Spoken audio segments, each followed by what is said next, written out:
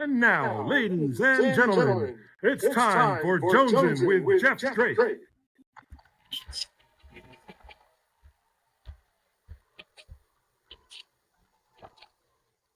Calm down, calm down. My studio audience gets a little wound up every now and then. This is Jonesin' with Jeff Drake. I'm your host, Jeff Drake. We got a great episode lined up for you today. My guest is Amanda Brixtoland. Before we talk to her, though, I want to go over a couple things. A couple days ago, I posted on Facebook asking for suggestions of, what should I talk about, because I have no idea. And some people wanted to hear about my bank robbery career, and Plonk said no, because at some point he wants to do a big bank robbery episode. And, I kind of have an issue with that. It's like, well, who's going to be my guest? Is it going to be the cops that busted me? Is it going to be the FBI that questioned me? Is it going to be the judge that sentenced me? The bank teller that lied in court and said I threatened to kill her and she'd never see her kids again? Who could I have as a guest on my bank robbery episode? Anyway, that's just a rhetorical question. I don't expect anybody to have the answer.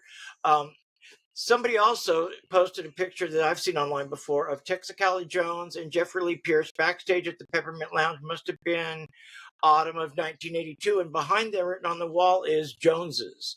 And that's because we played there about a month before with the Blasters. And people wanted to hear about that first tour, but I'm going to wait until Steve Olson's on the show with me so we can reminisce about that and talk about the first tour. Anyway, so today, tonight, depending on your time zone, I know you can watch this whenever you want, but my guest is Amanda Brixtoland. And to avoid any confusion, I'm going to explain. I call her Mandy because that's a nickname for Amanda. And so when I say Mandy, I'm referring to Amanda Brixtoland, okay? And she's an actress and a singer and just an all-around entertainer. She's also on the Mount Rushmore of cool Hollywood girls, which is something that I just made up. It's not a real thing, but her and Iris Berry and Pleasant Gay Man all on the Mount Rushmore of Hollywood cool girls, and I'm the luckiest guy in Hollywood because they're all my friends, okay? So anyway, and now my guest, Amanda Brixtoland. Hey, Mandy, welcome to the show. Hi. Hi, Mandy. How are you? You look great, by the way. Thank you. So do you. Thank you for the nice intro. Oh, sure. You can send me Zelle or PayPal later and we'll work all that out. So Mandy, we've known each other for a long time. We've been friends for over 40 years by my count, which is amazing because you still look like a teenager. But yeah, over 40 years. I think it was 1980. I don't want to date you like that anyway. So we met at a place called Who's Who. Do you want to explain to people what Who's Who was all about? Yeah, sure. It was this old apartment building in Westwood, right across from the Federal Building. And all these kind of punk rock and roll people lived there. And there was a budget rent-a-car in the front, and that's where Chris Bailey lived. And that's where he also became the Poobah. And so there used to be lots of parties and barbecues, and people from Hollywood would come out there. And it was just a great gathering place. And that's where we met. I just kind of remember a bunch of wild girls smoking Quaaludes out of bongs and guys selling loads by the pool. I used to love to hang out there. And I think that's where we met. I think that's where I met Mandy. And we hung out for a little bit. And then in between, you were in a band called the Lame Flames, right? Tell everybody about the Lame Flames. Yeah, so the Lame Flames was in existence before I joined, but their main singer left, and I met Lisa Kurland in acting class, and she asked me if I wanted to join. I said yes. We were kind of like a white trash Supremes meets Andrew Sisters meets AC/DC. I don't know. And you guys dressed kind of sexy. You guys kind of sexy outfits, right? We wore red jock straps. That was the signature. I didn't come up with it. That was originated by Craig Lee and Cindy Schwartz, who was Lotus Lame. And so I inherited someone's jock strap. and I wore it proudly for You many wore a years. used jockstrap, Mandy? Did you wash it first? I'm hoping. You know what? I'm not sure if I did. Okay. We'll But I'd assume be you did. dazzled it. You're pretty know, clean, so we'll assume you did. Okay, thank you. So that was that. Yeah. And we were like off and on for years. We would go on hiatus, kind of like Menudo. Right. And yeah. And in 1986, I think the Joneses got all their equipment stolen. I'll tell the story leading up to this. We played a gig in Vegas, and Johnny Nation, our guitar player, had all the Jones equipment in his Volkswagen Bug, and he was dating this girl named, I think her name was Kitty Cat, or do you remember her? Kitty something. No. She was a quote unquote dancer, and I don't remember her name. It was funny. It was like Kitty, Pussy Kitty something. Anyway. Oh my God. So on the way back from Vegas, he stayed at her house on Highland in Hollywood, and he was tired, and so he didn't want to unload all the equipment onto the VW van. And while he was sleeping with Kitty, somebody broke in and stole all the equipment out of the van. And so we had a benefit at the Roxy to replace the equipment, and the Lame Flames were gracious enough to play at the benefit. Okay, I vaguely remember this. I think that was the first time you heard Bedroom Eyes. Is that correct? Yes. Okay. Tell everybody what that's about. Well, it's actually the first song that I wrote officially, and it was about Jeff, basically. You were the prototype. It was a rap song, because that's what the Lame Flames were kind of like rappers. And sometimes you had a band, sometimes just a backing tape, right? Exactly. Yeah. Yeah, so that was about you. And why did you name a song? Because of my eyes, obviously. Well, right? you have blue eyes, and also you didn't have a bedroom. Like when we were hanging out, you were sleeping in that closet in Venice. And so that was the whole concept was I met a guy with bedroom eyes who doesn't have a bedroom. Right, that was sort of the punchline that I slept in a closet. Yeah, it was a nice closet, though. I mean, I enjoyed that closet. It was perfect. We had fun in there. All those games we played in there. The dictionary game. Dictionary. Yeah, that's the only one. And there was even a window in the closet. You remember there was a window? No. That's a long time ago. Oh. Anyway, so after the Lame Flames demise, you married a famous rock musician. I did. I guess he wasn't that famous when you got married, right? Or I don't know. No, he was LA famous. Okay, you know, he was but regionally famous. Yeah, but Appetite hadn't come out yet.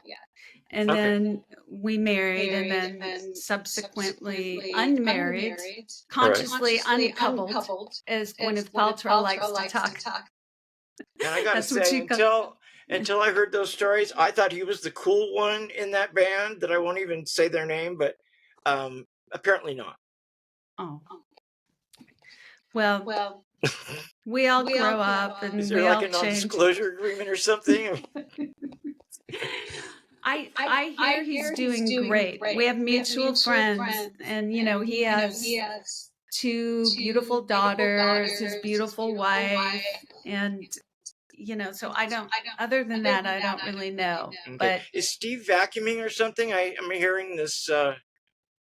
Or do you guys live next door to an airport or something? No, but I hear it too all of a sudden. Maybe it's the air conditioning in my house. I don't know. Okay, so then you're not married to the famous rock musician anymore, and I ran into you at the Coconut Teaser one night and hatched the plan for the Amanda Jones Band. Now, did you invite me there, or did I just happen to show up the night that you were singing with your whatever that was that you were doing there? I think I invited you. Before that, I saw you at the lingerie. You got, after you got out of prison, you did like a show there, and I came there. And then I think I told you that we were going to be playing at the Teaser. And then, you came up to me and said, hey, you know, we should start a band and you should sing in it. And I was like totally floored that you would even offer to do something like that. And that was how it I had never started. seen you sing like that before, because you guys did, I think, mostly cover songs, right? You guys did "Burn in Love," I remember distinctly. Oh, that's And right. I thought you were great. And I thought, she's got to get rid of these losers that she's playing with, and start a band with me. And we did. We started Amanda Jones. You named the band. I thought that was clever. That was brilliant. And we rehearsed for about 5 years, and then what happened after our first show? That's Coconut Teaser. Well, like that night, Greg Shaw came up to. Did he come up to me or you or both No, of you. us? Okay. You were so excited. Greg Shaw. Yeah. And he gave me his card and he said he wanted to talk, and then we did, and all of a sudden we were doing an EP. It felt like there was a lot of serendipity, right? Yeah, Don't you Kismet. think? Yes, Kismet. And so after our first show, we got a record deal, right? Well, not really a record deal. We got to do a record. Yeah. And that was a great band, I got to say. I know people love the Joneses. Amanda Jones was my favorite band that I was ever in. I think you were great. Much better singer, much better looking singer than I ever was. I think I was writing probably the best songs I wrote at that time. I was playing the best guitar, and I was much more comfortable in that role than being the lead singer of a band. I never really enjoyed that. I still don't. That's hard to believe because you're so good at it. I'm calling you a liar, Mandy. Yes. No, I do. Because I'm lying. No. I think one of the reasons you're so good at it is because you have a really laid back quality. And maybe that's because you don't like it that much. I don't know. But you're not trying very hard. It just comes out. No, I mean that in the best way. Yeah. You look very. It just comes naturally to me. Yeah, it does. And I'm so honored that you feel that way. Thank you. About Amanda Jones? Yeah. Oh, it's a great band, I'm going to have Paige Darling on the show at some point when she gets her FOIA request answered. And they were sort of our rivals in Hollywood. At least that's the way I felt about it. They were kind of already established, and then we came up, and I think we blew them away. And I'm friends with Paige, and I think she realizes that too. But anyway, we did some shows with them, and I think we wiped the floor with them, to tell you the truth. But anyway, I could go on. So yeah, that was a fun band. And then I ended up relapsing and getting strung out again and going into rehab, and the band kind of dissolved while I was away, which was a shame because we had another album's worth of material that we needed to put out. We never did, which is I really think a shame because good songs. And we were writing good songs together. I had never really had a songwriting partner that I could collaborate with like that. I mean, I wrote I think one song with John James, one with Scott Franklin, and it was a struggle. But we seemed to work really well together. I wanted you to. There's a song on our EP called "Kathy's Kiss" that I always thought was just brilliant. Why don't you talk about that? Well, I think when we were writing together, and by the way, sorry, I still have this echoes if I'm talking weird, but we agreed that we both liked songs with hidden meanings and like double entendres. I didn't know you spoke French. Plonk. So I was sitting in my room and I was having it repainted. And I wanted to paint it pink. And I was looking at the paint strip, and the name of the paint that I selected was called Kathy's Kiss. And all of a sudden I thought, I don't know, all of a sudden I had this creative burst, and I wrote that song about a girl who was taking my man away and poisoning our relationship. And I loved that song. Yeah, it's a great song. And she was actually a paint. It wasn't even a girl, it was paint.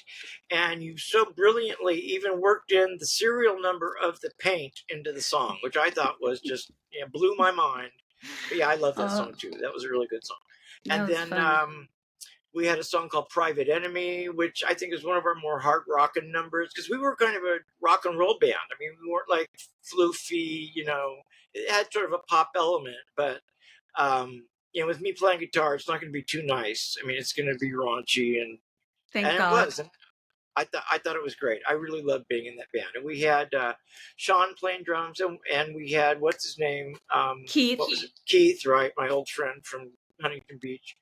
I just really liked the chemistry, and it was fun, and I thought we were good, and I could go on and on and on. But I thought that was a really great band and fun to be in. And I really thought we were going to be huge. I really did, because there's a lot of, at that time, a lot of female type, like there was Hole and Garbage and No Doubt were all just coming out.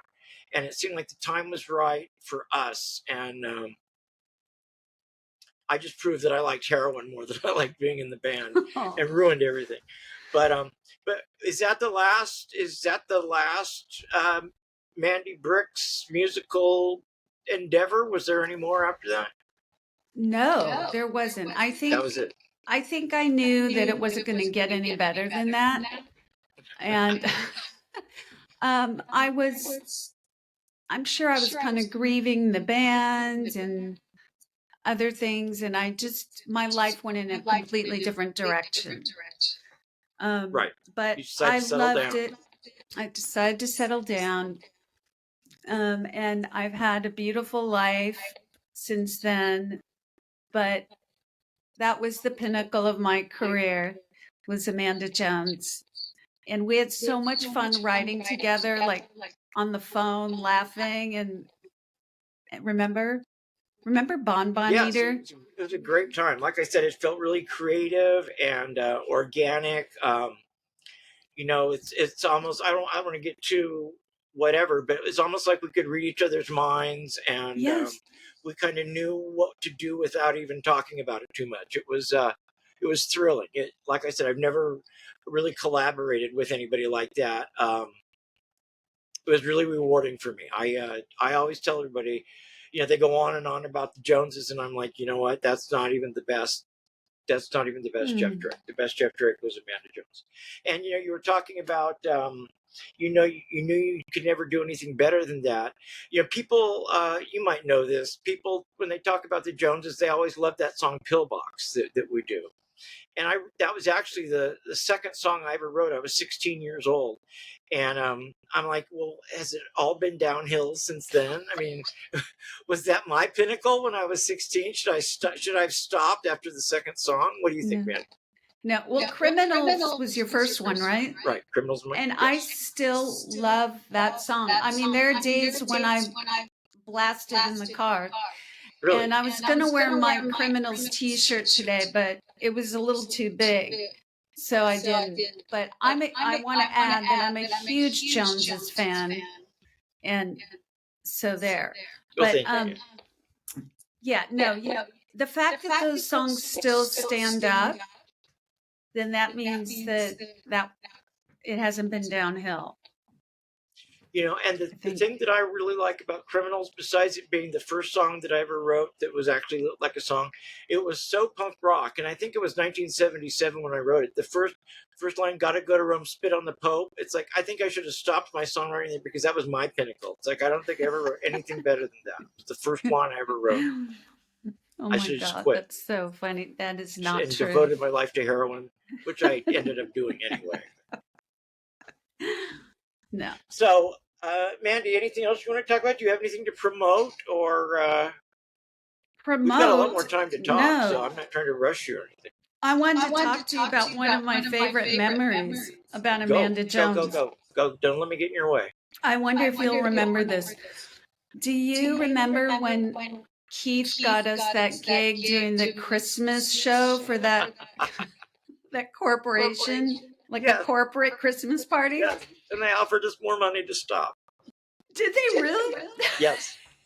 Well, that's pretty funny. They wanted to hear Christmas songs or something, right? Oh, yeah. We did Run, Run, Rudolph. Did we? That was cool. But my favorite story from that is so Spinal Tap. In the Well, why don't you go into more detail about the gig that Keith does? It was like it was in Torrance of all places, and it was like put on by the city of Torrance. I think it was for their employees or something, right? I see. I don't remember those details. That's Okay. even funnier. And so we drove all the way down to Torrance, and we were getting paid pretty good because Amanda Jones, as good as we were, we didn't really get paid that much. And plus it was in the 90s, and bands really weren't making that much in those days. And so we drove all the way to Torrance, and I think I had a date with me or something, and she's like, "Where are we going?" And I'm like, "We're going to Torrance, and we're going to do this show."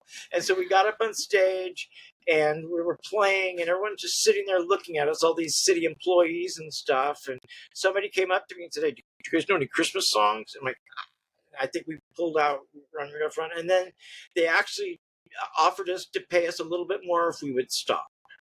Okay, wait, can I tell my story though? No, go ahead. So when we, in between songs, the guy who was like in charge of coordinating the evening came up on stage. The mayor of Torrance.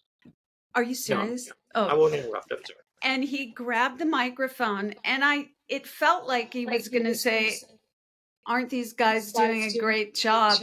But instead he said, "Does one of you own a brown Honda? We need you to move your car." Do you remember Public that? service. I don't. That's great. But it was Public toward service. us. It was toward the band. He was talking to the band that we had to move one of our. So you had to leave the stage to go move your car. Right. I'll be right back. The car that we got in Phoenix, right? Remember when I went? Beige Honda Civic. Oh, okay, that's what it was. Right. And I got that after my Mustang got stolen. You remember my Mustang, that 68 Mustang that I had completely restored? Wasn't that a beautiful car? It was beautiful. You always had Mustangs, didn't you? I did, up until then. And after that, I said, no more nice cars for me because they're just going to get stolen. I'm going to be heartbroken. But I loved that car. It had a great stereo. It was really fast, and it looked really cool.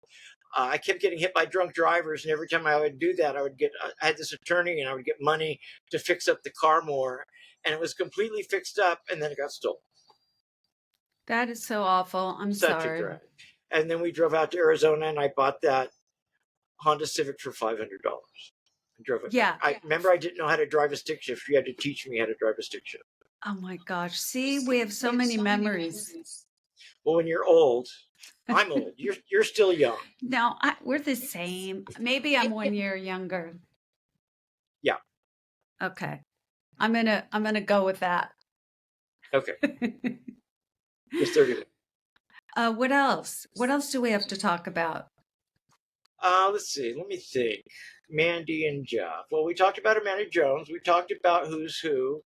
We talked about your rock star husband. We talked about Amanda Jones. Talked about the Lame Flames. You sure you don't want to talk about... we used to go to this place called the Gaslight next to your work. You were a waitress at Carlos and Pepe's, right? That's right. That's right. We used to drink a lot together. I'm not going to tell that thing. You don't. Thank you. How about the night that your mom found me in her office? Oh yes, I wanted to talk about that. That is so funny. How's your mom doing, by the way? She's great. Thank you. She's like almost 93. Wow. And she still keeps me very busy. But yeah, she's so funny when she tells this story.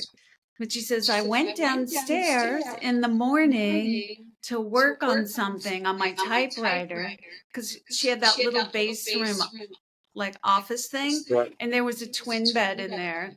And we didn't sleep together. We weren't sleeping together. We weren't. We were like a 50s sitcom. Like Lucy and Ricky, right? Exactly. And like Leave It to Beaver. So you were down there, but at the time you had like this big black hair. And my mom says, I was getting to the door, and all of a sudden it opens, and there's this guy with giant black hair and dark sunglasses on. And she said, I thought I was in the Twilight Zone. She always says that. Had she met me yet at that point, or was that the first meeting?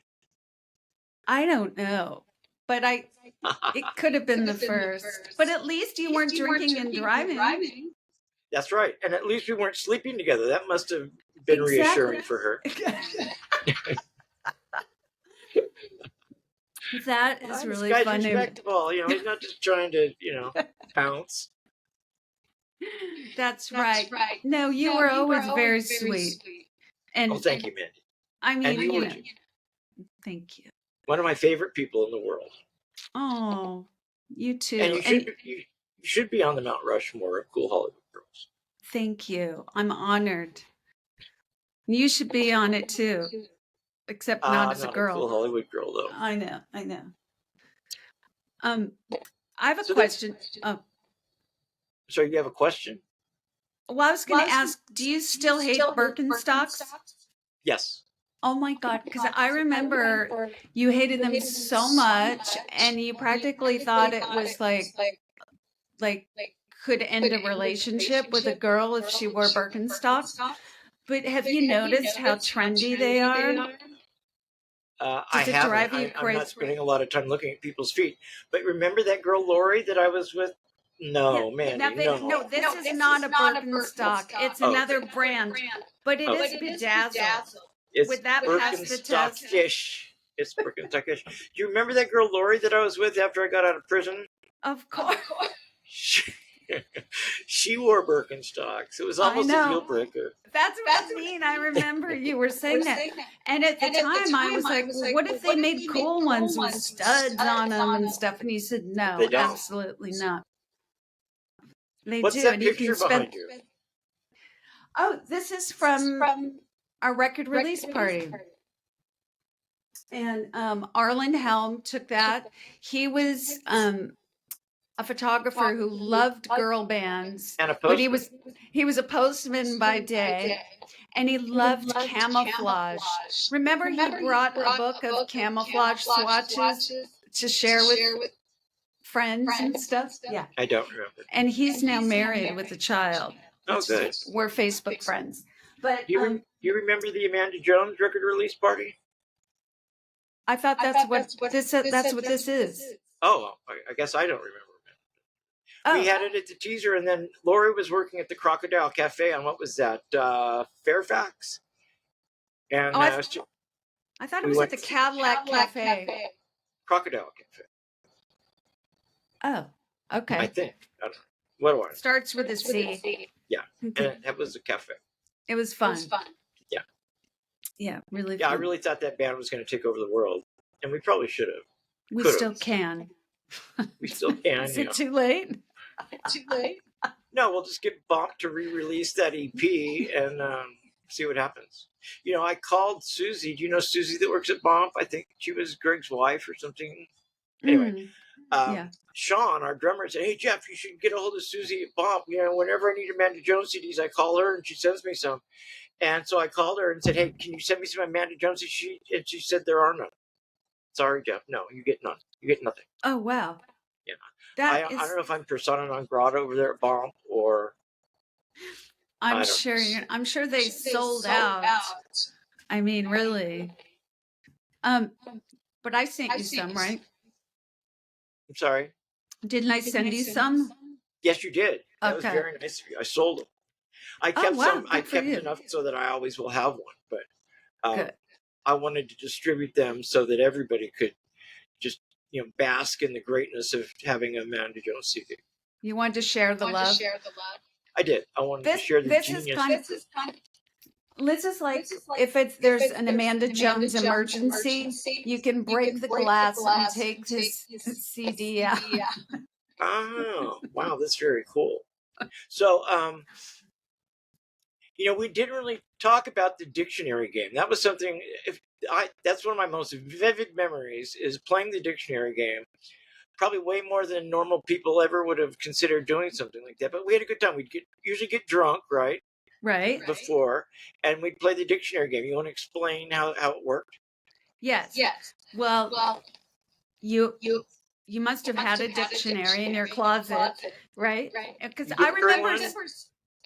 I got you one later when we started Amanda Jones. Right. But That was very funny. this one you and you had. gave me a hot water bottle. Oh, Haven't used it. Doesn't get much sexier than that. So because you're so smart, you would say, open the dictionary, pick any word, and I'll tell you the meaning. And you were always right. I don't know about always. But see, I didn't tell you this, I think, until later. I took English, French, and Spanish and Latin in high school. And so I was usually able to tell sort of the root of the word. And so I kind of cheated. I mean, I didn't really That's cheat. not cheating. That's using your brain and your education. Right. But I didn't tell you that. Yeah, I just wanted to amaze you with my ability to define words, my vocabulary. Maybe you could do that on your podcast. Remember, like when Johnny Carson had Karnak? Karnak, right. I could have the viewers send in words, and I'll define them on the air without teaching. Wow, that's a great idea. I could devote a whole episode to that, probably. Right after the bank robbery episode, I'll do the dictionary episode. Yeah. Who would be you would have to be the guest, though. I would. People would have to send the words to you, and then you would have to quiz me. So I'd kind of be like Ed McMahon. Better looking, but yes, but no drinking, because I know you don't drink, I don't drink, we don't drink anymore. I drink water when I'm thirsty, too. But no more alcohol, no more getting drunk. Yeah. The thing that amazes me about those days back then is we would get so drunk, and I would drive. At that time, I was living, before I moved to Venice, I lived with Nikki Beat over by Dodger Stadium, and I would drive from Santa Monica, where you live, to Dodger Stadium, drunk as a skunk, and always made it back there. One morning, I woke up in my car. 2 of the wheels were on the curb and 2 were on the street, so it's amazing that I made it home in one piece, but I never got a 502 or even pulled over. Thank God. And I know we were so lucky. And that's one of the reasons I get freaked out about my kids drinking. Because I think, don't let them. I'm so lucky to be alive. Don't let them drink and drive. And you had the coolest car back then. I knew when I would drive up to Carlos and Pepe's that you were there because you had this yellow Volkswagen, right, with a cramp sticker on the bumper, right? Yes, it was a yellow convertible Bug, 1969. Very cool. I had restored. Duff and I traded it in for a Jeep. And I mean, by that time it was worth like $200. Oh, you kind of beat it up, drove it into the ground. Yeah, definitely. I wish I still had it. Did you ever drive drunk in that car? Yes, I did. Well, you don't have to answer. No, I did answer. I don't want to. The answer was yes. Okay. But times were different. And we weren't wearing seatbelts. Like, how did we even live? How did we survive? That's a good question because I didn't have a job. I was in the Joneses, and we would do big shows at like the Music Machine and stuff, because we were very popular for a while. Like when we first started hanging out, the band was very popular, but we never got a record deal. We would just get paid from like the Music Machine or whatever, and I was already doing drugs, and so I had money for drugs. I was able to survive because I lived with Nicky Beat in his rehearsal studio, and I had to work there for him. I would have to like be there while he was at Barb's house, watching the bands, making sure they didn't steal anything, and collect the money. And but he didn't pay me; he just let me sleep on the couch in the studio at Nicky's Love Palace, which is what he called the studio. I remember because I came out to visit you there a couple times. So what year do you think that was? I moved into Nicky's place in the summer of '83. It was after we got back from the Joneses' second tour with John, when John James was in the band. And he's like, Jeff, I lived in Orange County. And he said, Jeff, you got to move up to Hollywood, man. The band's just not going to do anything unless you move up to Hollywood. I'm like, okay, I'll do that. And he's like, you can live with Nicky. and I didn't even know Nicky. I got to know him, living with him. Like, one thing about Nick is he never lets his bare feet touch the ground. Like, one time I saw him at a party and he got out of the pool like, Nicky, your feet are touching the ground. Ah! He panicked, but he was a funny guy. He was really entertaining. I still don't know how old he is. I know he's older. At that time, I was so much younger than the whole rest of the band. Reese and John, I think, were maybe 5 or 6 years older than me. Nicky was, who knows how much older, but he had been around since the early Weirdo days. And right. I was like a little kid. And I think that they thought that when they got in the band, they could sort of like push me around and whatever. In fact, when I saw Reese the other night at our show at Alex's, I was talking to him about his time in the band. And he was only in the band for about 6 months. And at the time when he quit the band, he said, I asked him why he was quitting because the band was very popular at that time. And he said, well, when he joined, he thought it was going to be his band, that he was going to sing, we were going to do his songs. And wow. I think John probably told him that that's what they were going to do, was take over. And wow. It didn't happen. Yeah. Yeah. That's true. True story. That's so weird. I don't know why they thought that. Because you were younger? Because I was younger and I was from Orange County. And I think because the band was popular, and I don't think they could understand why. And I thought they would just kind of get in, and I think they probably liked the name, and they liked the fact that we were drawing a lot of people, and just sort of muscle me out or push me in the background, or I'm not sure what their evil plan was. But first they got me to, first Mitch and John got me to kick Steve Houston out of the band. After the second tour, they said, if you don't kick him out of the band, we're quitting. And Steve Houston was a friend of mine, but I thought there had already been so many personnel changes. I thought, I guess it's better to lose one than to lose two. So I fired Steve at their behest, and then they both quit. I was like, oh gosh, thanks you guys, But that's the way bands are, it's a lot of backstabbing and Machiavellianism and drama. There's a There's lot of drama, right? At least there was. And I could just imagine with a band of girls how that must have been, like when you were in the Lame Flames. But you guys seemed like you were all friends, and there wasn't a lot of... We were best friends. We hung out together. But of course, there was girl drama. I mean, we all were struggling at different times in relationships and, all that stuff. But did you guys ever find out that you were both doing the same guy at the same time? No. At least never did that? No. Did you guys ever get to the point where you're all having your period at the same time? I don't remember, but that did used to happen with friends. So it probably did happen. Yeah. Yeah, it's a real thing. Get in sync with each other. Yeah, they do, for sure. And it has nothing to do with the moon and the tides, right? It's just the friendship thing. No, I think it was a primal protection thing, so that... Oh, my cat just jumped on the laptop. Come here, Pyewacket. Oh, you have I didn't think you had a cat now. Uh-oh, we stalled.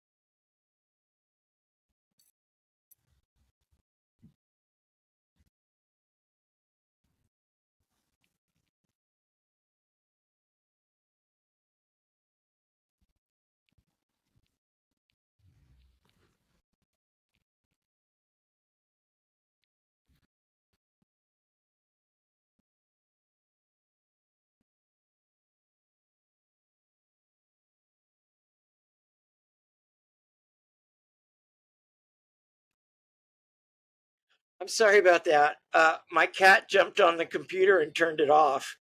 Okay. But I'm back. It looks like I'm the guest now. Everything's backwards. Yeah. Are we still recording? Yeah, I think we are. I guess we can edit out that little interlude there where I was fighting with the cat and he you tried to ruin the show. But anyway, I think we're getting close to the end anyway. Pretty close. Mandy, it's been so much fun having you on. Maybe we can do this again sometime. Uh, as always, you look great. It was so much fun talking to you and reminiscing about the days in the Amanda Jones and stuff. I had a great time. What about you? Oh my gosh, I had a fabulous time. Thank you so much. I'm honored. Oh, my pleasure. I'm honored that you would want to come in my show. And you're the first female that I've had on. Only the third guest, and the only reason you're the third guest is I wanted to make sure that all the bugs are worked out, so it was like a smooth operation. And I've got way more guys that want to be on than girls, and so I've got to kind of space out the girls, women, females. But here you are. You're the first female on my show, and I guess it is a place of honor, right? It is. And if you need more women, I could always wear a wig and come back as someone else. Procure women for me. Oh, you're going to wear a wig. Okay, that's even more fun. No. What kind of wigs do you have? None. I'll have to get some. Okay, well, Mandy, gosh, thanks so much for coming on. I hope people had as much fun watching this as we did making it. But I do want to have you on again at some point. Maybe I could get you and Iris and Pleasant all on at the same time, and we could have Mount Rushmore live. Oh my gosh, that would be wild. Wouldn't that be funny? That'd be really fun. I want to have all you guys on individually, but at some point, maybe after the bank robbery episode, and after what other episode was I talking about? The the dictionary. The dictionary. Okay. So we'll do the bank robbery episode, the dictionary episode, and then the Mount Rushmore episode. Okay. Okay. Thank you, Mandy. Thank you, Jeff. You've been great. Like I said, you're one of my favorite people, and it's been so much fun having you on the show. And just thank you. Thank you. Thank you, Jeff. Talk to you in a minute. Okay. Bye. Bye.